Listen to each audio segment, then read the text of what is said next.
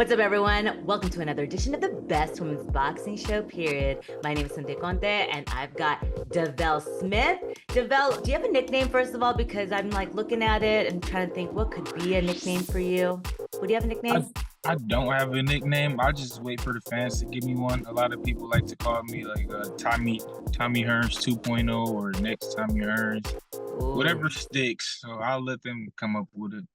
that's a bold one too. That's It you is. know that's a great. And I've seen you hit pretty hard. You got dynamite in those hands, but you have to live up to that name. It's like you have to live up to like a Roberto Duran, like those kinds. Let's touch on that. Thomas Hitman Hearns. When people tell you that, because you're so young, 24 years old, very young in your career, and you're being called 2.0, how does that make you feel? Man, sometimes I'm thinking like, man, I don't deserve to be called Hitman 2.0. Like he done so like this like so much for the sport, and I've done so little as of right now. But I mean, I could see the comparisons with the right hands, and we both have the Kronk background coming up out of the Kronk Gym. So you're definitely going to see the similarities. But it just feels great. It's definitely an honor to be compared to one of the boxing greats like the Hitman. So I'm thrilled. Have you ever met him? Yeah, I met him a couple of times. Actually, after one of my fights at Little Caesars Arena, I got the first round knockout. And he came up to me and we sat there and we had a little short conversation and he signed my glove. Oh, that's amazing. I remember I met him during the WBC convention before COVID, and I was giving him a tour of the WBC, like of all the era of the belts. And I remember I go, can you show me a little bit of some shadow boxing? And he was shadow boxing with me, teaching me how he would set up his right hand. It's not like I have power like him, like nowhere remotely near him, but just to be able to learn from him and just be in his presence because of who he was. But Mhm. you are making history. Every fighter on the card. It's a historic first sports event at Coca-Cola Music Hall in San Juan. This is exciting for you because you usually fight in the States. But I stay in Michigan. Puerto Rico is like all the way across the country and then across the ocean. So it's pretty far. But I'm super, super excited to go to Puerto Rico and fight there. My coaches that I grew up with are Puerto Ricans. Every single day, it's like it sounds like heaven the way they describe it. And when I heard that it's a fight that was going to be out there, I wanted to get on the card. Even though I just fought last month, like I'm really excited to just go there and be on the island for one thing, but to be able to fight there, it just enhances that times 10. So I can't I wait. think that's really telling, especially your promoter, Dimitri Salita. It's on Salita Promotions, that you, like you just said, you just fought last month. You didn't get injured. It was kind of like no sweat on your back, but you're ready to go right back into the ring. Crazy enough. Now you get to go exactly where your trainers are from. Let's talk about Kronk Gym. When you hear Kronk Gym, you think legend. It's Emanuel Steward. It's the house that he built. I actually just got one of the shirts from Kronk Gym that they sent to me, and everyone that's gone to that gym, something special has happened. How did you end up at that gym out of all the gyms in Michigan? Why that one? And why did you think that you would be good enough for that gym? Well, the first time I went to that gym, I was like 9 years old. And I was sparring around Detroit in the boxing gym that I was at in Southwest Detroit. No one wanted to spar me anymore at a young age. And I was sparring the kids that's like 10, 11, 12 years old. And I ran all of them out of the gym and we needed somewhere to go where they was going to keep up with me and give me some good work. So our next destination was the Kronk Gym. That's where I met Emanuel Steward, Sugar Hill, and then a lot of like big professional fighters. And I was just training there as an amateur. And then after I kind of stopped boxing when I turned 15, and I started back again at 18. And I went back to the Crunk Gym Wait, when I was why did you training. stop? Why did you pause? Well, when I was 15, I fought in Silver Glove Nationals and I ended up losing. So I kind of got a little discouraged. So I'm like, you know what? I'm just gonna finish school and then try to be a kid for a little bit. Because from 8 years old to 15, it was Yeah. straight boxing, no friends, just right after school, right into the gym, no snacks, no candy, cake. Like, so Can't yeah, go I wanted to out. exactly. I wanted to go ahead and experience being a kid for a little bit, go to school. But after I finished school, I kind of had to make a decision if I wanted to go to college or if I wanted to be a boxer, and it's always been my dream to be a successful professional boxer at that. You made the right decision, and even going from amateur, and you skipped really the amateur because of COVID, and was a blessing for many, many people. You built your gym like everyone else, and you kept busy.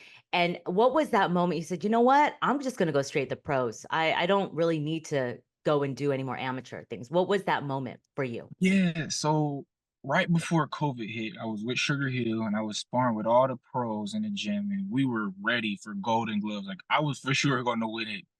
And COVID shut everything down about 3 weeks before Golden Gloves. And like amateur boxing was out for about a year after that. And then once I seen that they were fighting professional, and that's when they were fighting with like no crowd in the arena and all of that. And one of the guys I knew, Janelson Figueroa, he was fighting, so I went with him and his dad. And then I turned 21, and we found this WBC tournament, and then it was for fighters with 5 fights and under, just to get us out there and get us that recognition.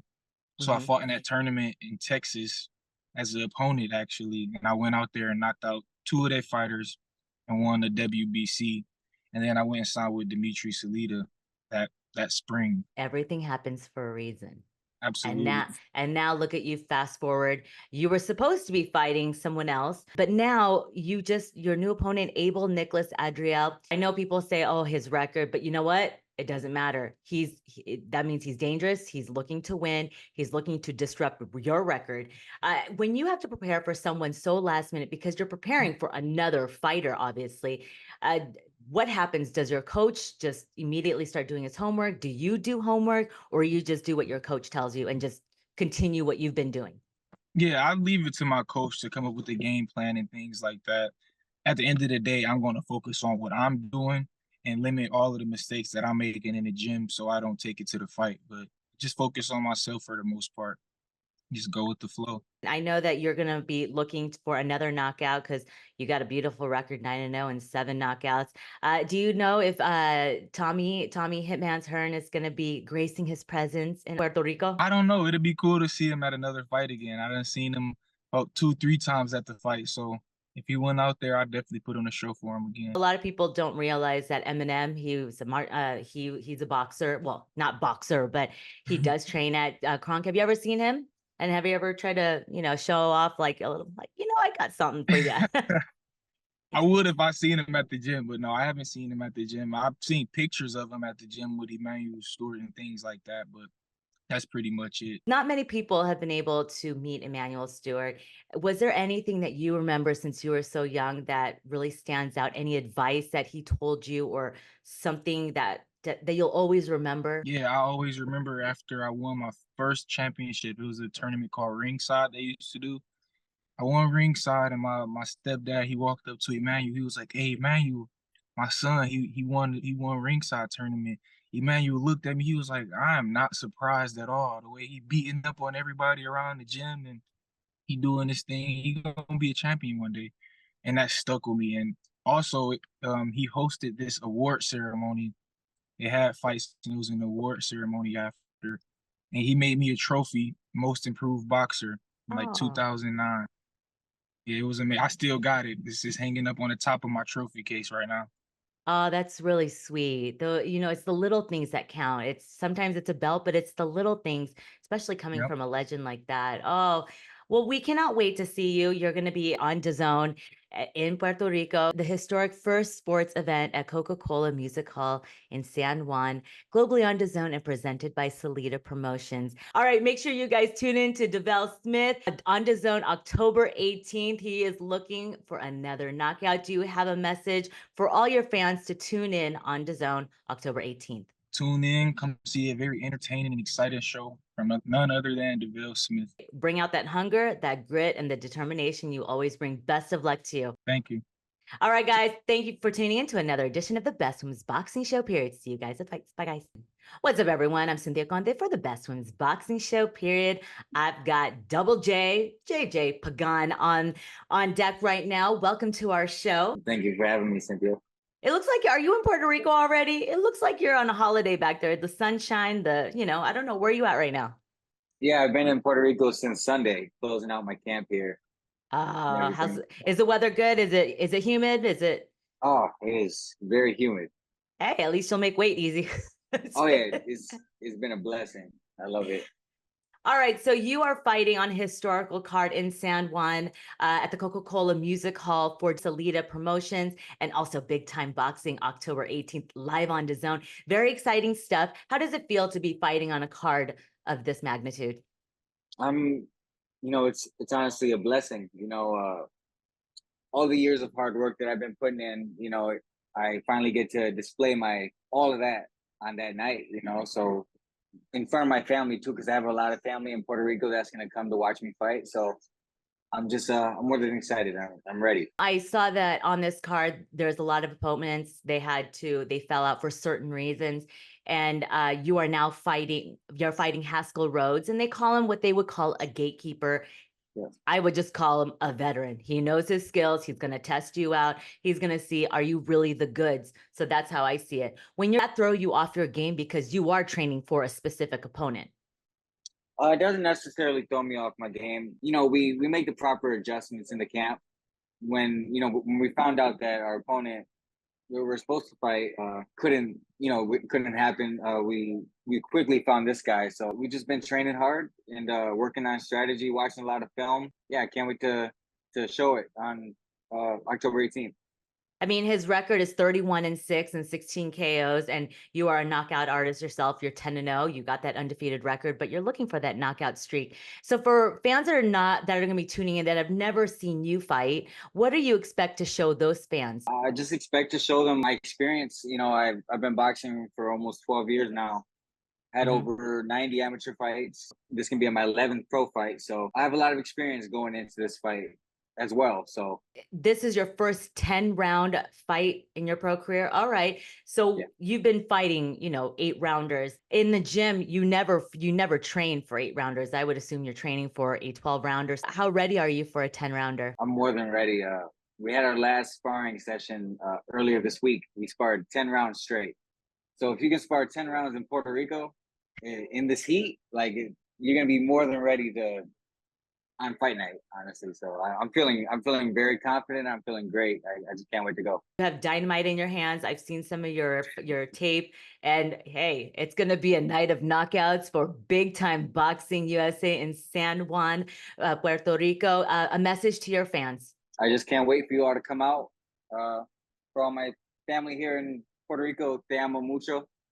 I can't wait to see you all, and I can't wait to put on a show for all of you. There's a lot of talk about cuts. Yeah. I know that you had a deep cut that stuff for you to come back in the ring earlier. Do you get afraid of those scar tissues that, when people watch you and they're like, oh, I know exactly where you got cut, so I'm going to abuse that cut. Do you get a little nervous? I don't get nervous. We just work on it in camp. If we make any defensive mistakes, it's something to work on.